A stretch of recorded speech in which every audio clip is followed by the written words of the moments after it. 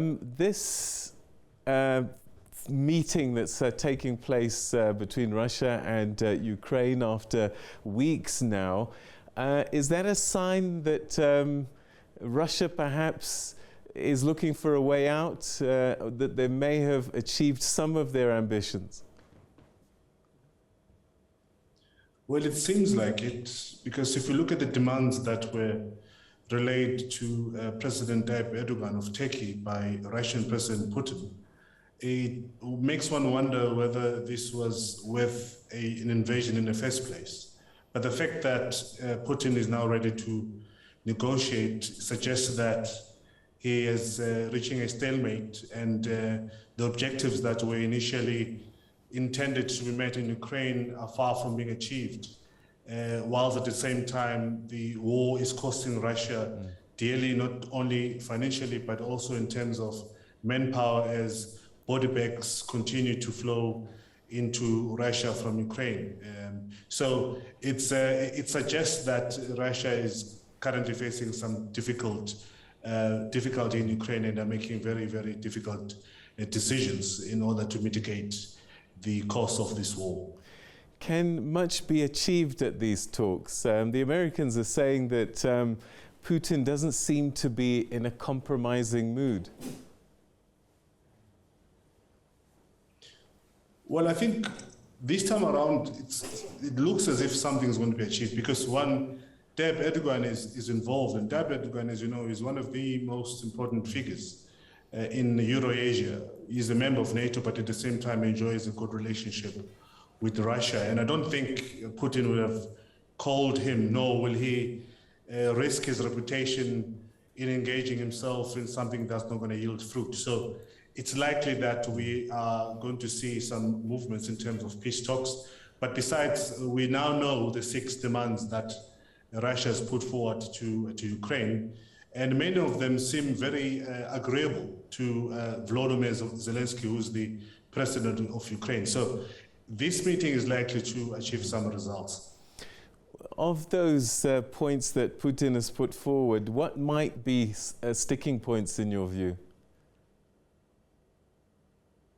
Well, he has, one, for example, is insisting that Ukraine must recognize Crimea as belonging to Russia, and also accept that Donbas region, where those 2 states were recognized by Moscow earlier on, which is Luhansk and Donetsk, will be independent from Ukraine. And there's one ridiculous demand, which is the denazification of Ukraine, which to many people sounds ridiculous, given that Volodymyr Zelensky is a Jew and is one of Jewish descent, and some of his members of his family were killed in the Holocaust. So those are some of the demands. It is also insisted that Volodymyr Zelensky keep the Russian culture or the Russian language in Ukraine, insisting that the Russian-speaking people of Ukraine demand that. That, by the way, was one of the pretexts that led them into invading Ukraine, claiming that it was there to protect the Russian-speaking people of Ukraine. But we saw when the war ensued that many people in the so-called Russian-speaking people of Ukraine, when they had to move out of Ukraine because of the bombs that were continually flowing, they didn't go to Belarus or Russia. Many of them opted to go to European countries. So one wonders whether there was a truth behind that assertion that he was there to protect the Russian-speaking people of Ukraine.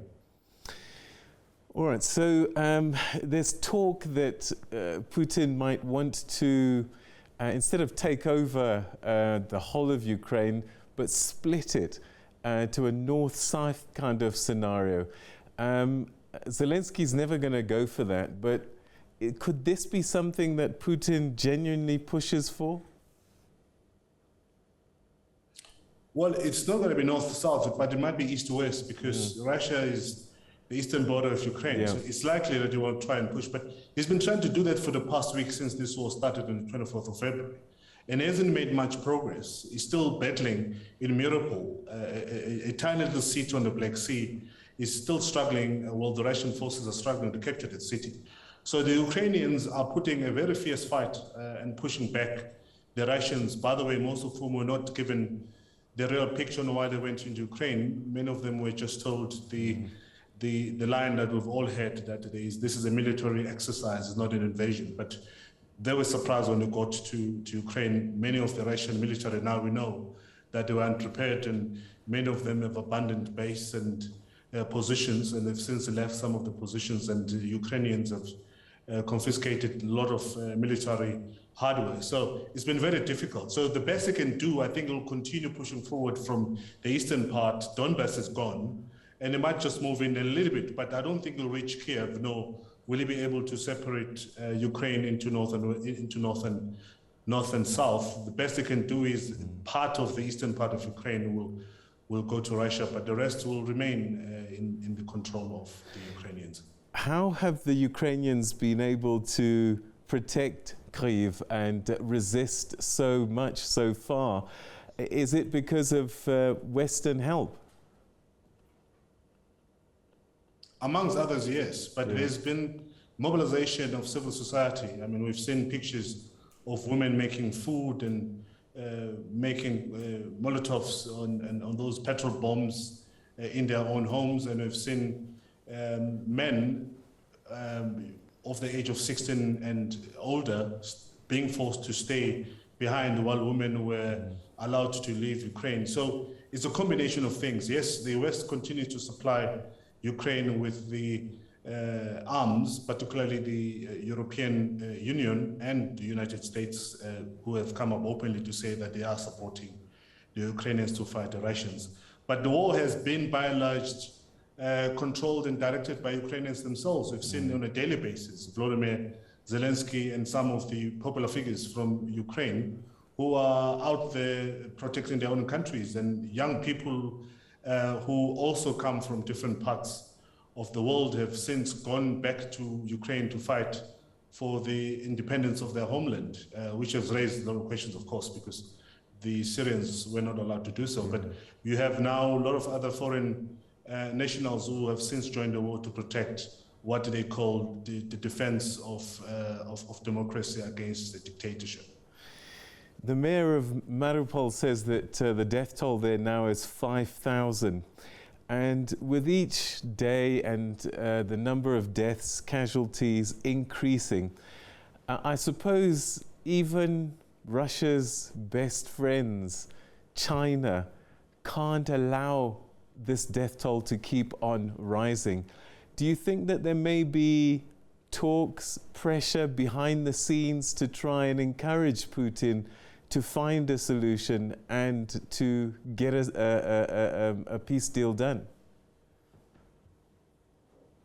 Well, I think that's what the Istanbul meeting is all about, is trying to find a solution. But I think at the same time, Putin is dug in his heels, but is also deep in the mire right now, because he can't get out of this without being charged of atrocities against humanity, and all those kind of charges that Biden has already indicated that Putin is a butcher of humanity. So he has to find a way of getting out of this, but I'm not quite sure whether he will survive after this war, in terms of him not going to The Hague for war crimes, because the number of people, not only in Mariupol, but in other parts of Ukraine, the number of people that have been killed, civilians that have been killed by Russian bombs, continue to escalate. So he has found himself in a corner, and I'm not quite sure how he's going to survive this, because it's unlikely that the Americans and the European Union, number one, will uplift the sanctions that have since been imposed. But there are more and more people who are calling on him now to be charged with crimes against humanity. So it's a long way to go. And the best he can do right now, I guess, is either to try and flatten Ukraine, which is almost impossible, because you'll have to have the permanent manpower to control and govern over those millions of people, of Ukrainians, who have since shown that they're not interested nor willing to be governed by foreign forces. And the other option, of course, is to withdraw. But Putin being Putin, I doubt if he'll swallow the bullet and withdraw back to Moscow and pull back his soldiers to the army barracks in Russia. So We'll just have to see what's going to happen. But I think the involvement of Turkey might just save face for Putin. He has insisted that he wants to meet Volodymyr Zelensky face to face, which of course some people argue it's meant just to embarrass him, to rubber stamp that he's taking over. He's taking over Crimea and Donbas region. So we'll have to see, but I'm sure Tayyip Erdogan of Turkey has a plan on how to first save face of Putin, whilst at the same time ensuring that there's a peace process ensuring in that country. All right, let's assume that they do find a way to bring peace and troops are pulled back.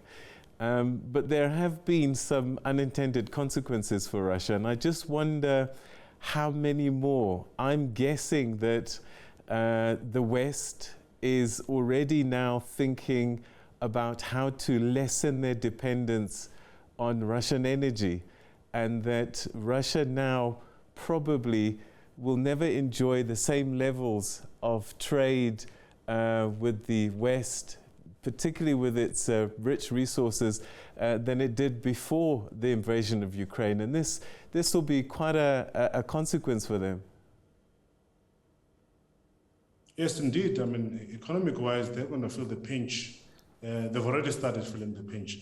But what will suffer more than anything else, and this is what Vladimir Putin has been trying to do, is the brand Russia. Russian brand gained traction over the years, and they've managed to attract Olympics, and they were due to host the World Cup after Qatar.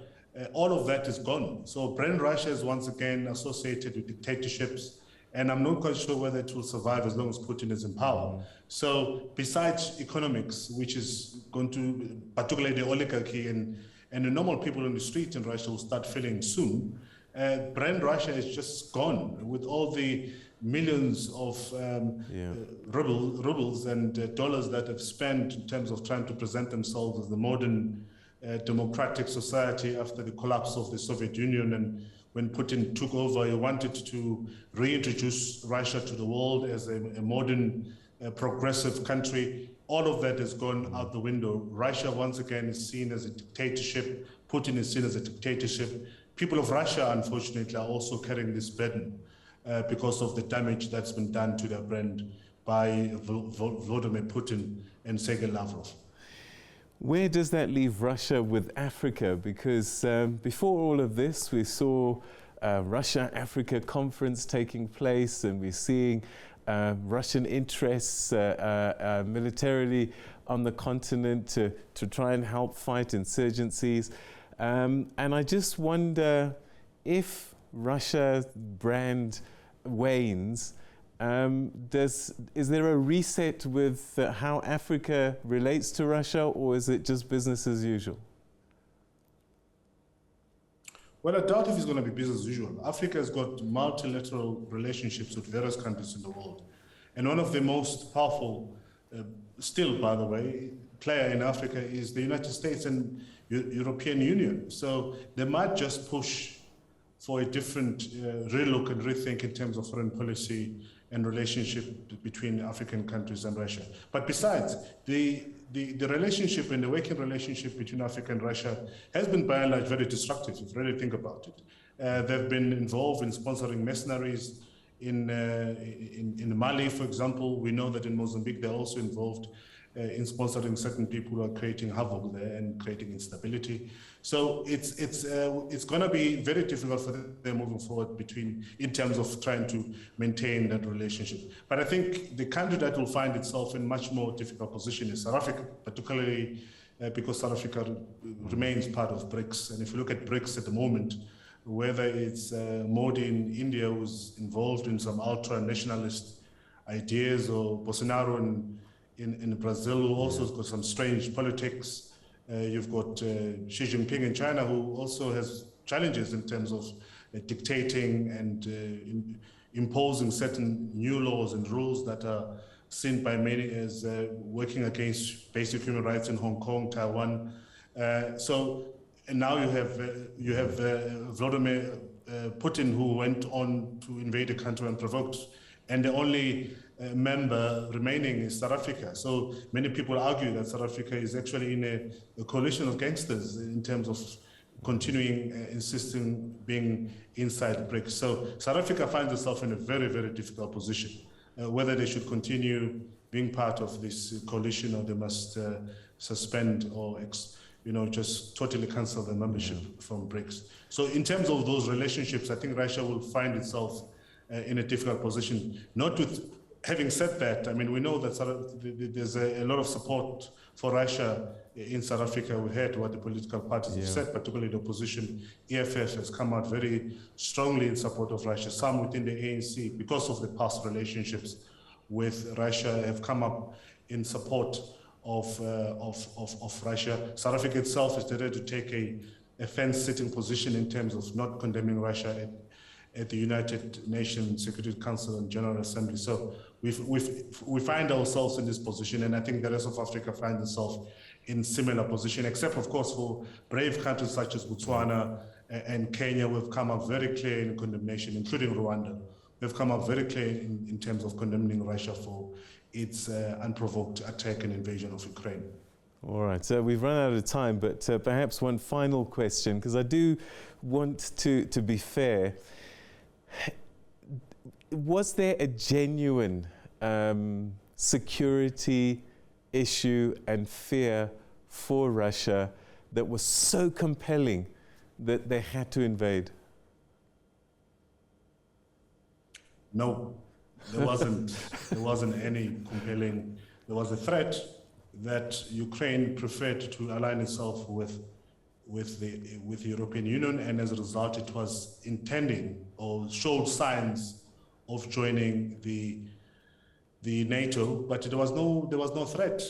The threat has been Russia. Russia came in 2014 and annexed Crimea, and Russia came in again days before it declared war, invaded Ukraine, and declared Donetsk and Luhansk as two separate countries in inverted commas. So the aggressor here has always been Russia. There was no apparent threat whatsoever that would have necessitated a country like Russia to impose those kind of restrictions and also eventually invade.